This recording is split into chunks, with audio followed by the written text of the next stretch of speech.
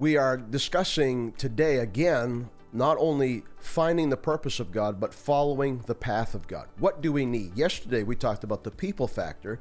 Today I want to talk to you about the joy factor. This attitude is absolutely essential to stay on the path that God has for you. 1 Thessalonians chapter 5, verse 16, simple reading, always be joyful.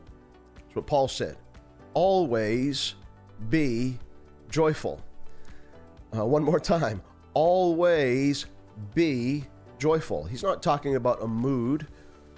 He's talking about a condition that God has given to you, that no matter what is going on around you or around others, you maintain this heart condition of joy. You see, joy is, number one, a perspective, not a feeling. Paul had a perspective while he was in prison, being beaten, misused. He said, you know what? These things I'm going through are but light and momentary afflictions. Wow, what a perspective. Have you been beaten lately? Have you been in prison lately?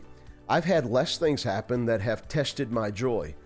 But joy is a perspective. He chose to look at what he was going through in light of the things that God had in store for him. No matter what you're facing today, what God has for you is greater than maybe right now the things that you dislike. So joy is a perspective. Joy is a person. You might ask, how can I always be joyful? Because the person of the Holy Spirit resides in you. The same Spirit that raised Christ from the dead can put joy in your heart. It's the same Spirit. Jesus did not have a superior spirit that rose him from the grave. You have the same Spirit that resides in you. And as you develop your relationship with the person of the Holy Spirit, I promise you, he is not an angry, dysfunctional, discouraged spirit. He is God and he is full of joy. So joy is a perspective, it's a person, and joy is an attitude that you choose.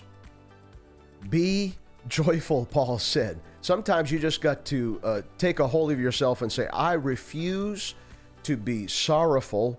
I'm going to be joyful. It's a decision that you make. And if you make that decision daily, sometimes you have to make that decision hourly. But if you'll do that continually, you will remain on the path of God. And I promise you, all that you'll ever need to do the will of God, you will find on the path of God.